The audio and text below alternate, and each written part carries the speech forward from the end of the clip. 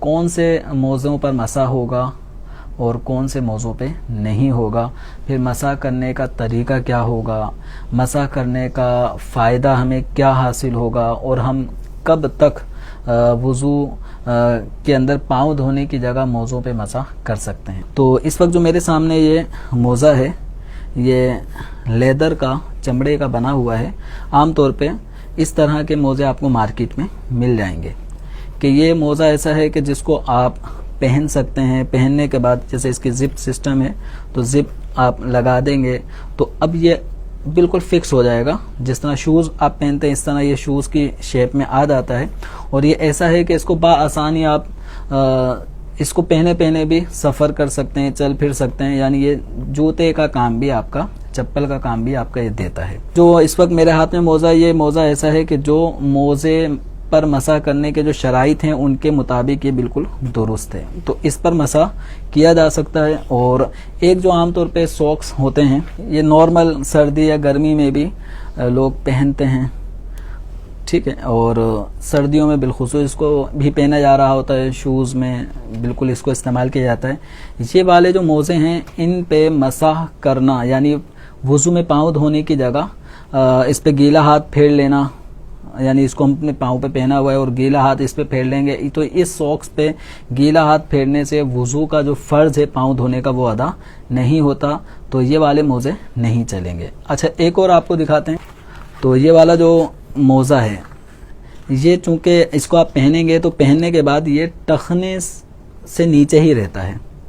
تو اس لیے ایسا موزہ کافی نہیں ہے۔ اس کے لیے جو آپ کو پہلے دکھایا ہے یہ والا موزہ کہ جس کو پہننے کے بعد ٹخنے چھپ جائیں، ٹخنوں کا چھپنا ضروری ہے، اور ٹخنے عام طور پہ اتنے اوپر ہوتے ہیں جو ہڈی ہوتی ہے، تو اس سے اوپر بھلے یہ جتنا بھی ہو لیکن کم از کم اتنا ہونا ضروری ہے کہ ٹخنے اس میں چھپ جائیں اور اس کو پہن کے بآسانی چلنا پھرنا آسان رہے۔ اب یہ جو موزہ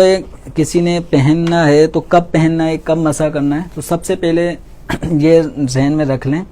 کہ موزے پر مسح کرنے سے پہلے آپ نے پہلے مکمل طور پر وضو کرنا ہے۔ اس وضو کرنے میں دونوں پاؤں جس طرح باقاعدہ دھوئے جاتے ہیں وہ پاؤں ٹخنوں سمیت دھو لیں گے، یعنی مکمل وضو کر لیا۔ مکمل وضو کرنے کے بعد پھر آپ اپنے دونوں قدموں میں آپ یہ موزے پہن لیں۔ موزے پہن لیے، اب موزے پہن کر اب آپ کا جو ٹائم ڈیوریشن ہوگا تو وہ مقیم شخص یعنی جو اپنے شہر میں مقیم ہے اور مسافر دونوں کے اندر شریعت مطہرہ نے یہ فرق رکھا ہے کہ جو مقیم ہوگا وہ 24 گھنٹے تک اس کو یہ رعایت ہے کہ جب وضو میں پاؤں دھونے کا مرحلہ آئے گا تو یہ موزے نہ اتارے، پہنے ہوئے موزوں میں ہی یہ گیلا ہاتھ پھیر لے گا، تو اس کا یہ پاؤں دھونے کا جو فرض تھا وہ ادا ہو جائے گا۔ اچھا جو مسافر ہے، مسافر کے لیے شریعت مطہرہ نے 3 دن اور 3 راتیں یہ وقت مقرر فرمایا، یعنی اس کو آپ یوں سمجھ لیں کہ یہ 72 گھنٹے تک اس کو یہ رعایت حاصل ہے۔ اب یہ کب شروع ہوگا، یہ 24 گھنٹے کا ٹائم مقیم کے لیے، مسافر کے لیے 72 گھنٹے کا ٹائم۔ تو یہ موزے پہن لیے وضو کرنے کے بعد، اب جب وضو کسی بھی وجہ سے ٹوٹا، آئندہ ہمیں وضو کرنا ہے، تو اب مثال کے طور پہ کسی نے 8 بجے وضو کیا ہے اور وضو کرنے کے بعد یہ پہن لیے رات 8 بجے، تو 2 گھنٹے بعد وضو کسی بھی وجہ سے ٹوٹ گیا، تو اب 10 بجے سے لے کر آئندہ آنے والی رات 10 بجے تک یہ 24 گھنٹے مقیم کے لیے، اور جو مسافر ہے مسافر کے لیے اگلے دن 10 بجے، اس سے اگلے دن اور اس سے اگلے دن جو رات 10 بجیں گے، یہ 72 گھنٹے کا اس کے پاس ٹائم ہے کہ مقیم شخص آئندہ جب کبھی بھی جیسے فجر کے لیے وضو کرنا ہے تو فجر میں یہ موزے اتارنے نہیں ہیں، یہ بھی ذہن میں رکھ لیں، یہ پہنے رہنا ہے۔ اب آئندہ اگر فجر کے اندر اس نے وضو کرنا ہے تو وضو کرتے وقت پاؤں دھونے کی جگہ یہ مسح کرے گا۔ اب یہ جیسے مثال کے طور پہ دونوں پاؤں کو اب مسح کرنا ہے، تو اس کا طریقہ کار یہ ہوگا کہ جب ہم نے چہرہ دھو لیا، دونوں ہاتھ کونیوں سمیت دھو لیے، سر کا مسح کر لیا، پاؤں دھونے کا مرحلہ ہے اور یہ موزے پہنے ہوئے ہیں، تو اپنے دونوں ہاتھوں کو گیلا کر لیا۔ گیلا کرنے کے بعد سیدھا جو پاؤں میں موزہ پہنا ہوا ہے تو یہ تر انگلیوں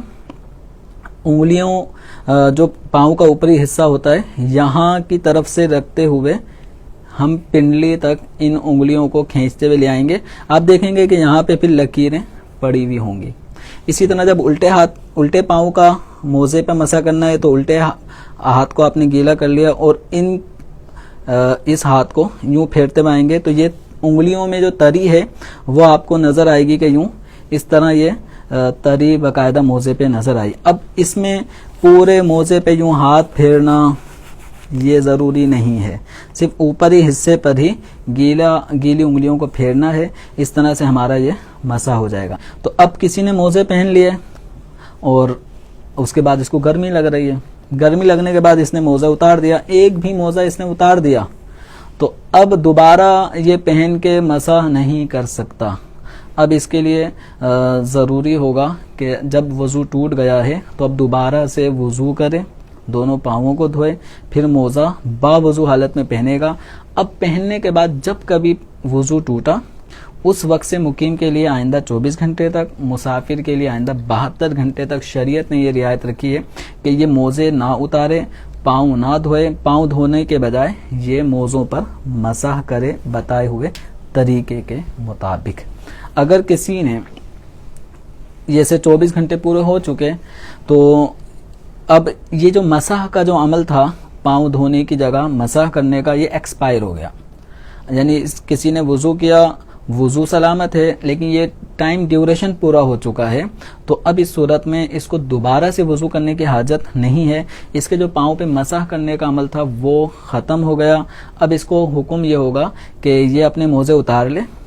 پاؤں کو دھو لے. دوبارہ وضو ضروری نہیں ہے کیونکہ وضو ٹوٹا نہیں ہے, مسح کا وقت ختم ہو گیا ہے تو یہ پاؤں دھو لے, پاؤں دھونے کے بعد دوبارہ سے موزوں کو پہن لے. اس طرح یہ آگے سردیوں میں جو عام طور پہ پاؤں پھٹنے کی لوگوں کو تکلیف ہوتی ہے تو اس طرح کے موزے پہننے سے انشاءاللہ پاؤں بھی محفوظ رہیں گے اور یہ شریعت مطہرہ کی آپ کو آسانی بھی حاصل ہوگی.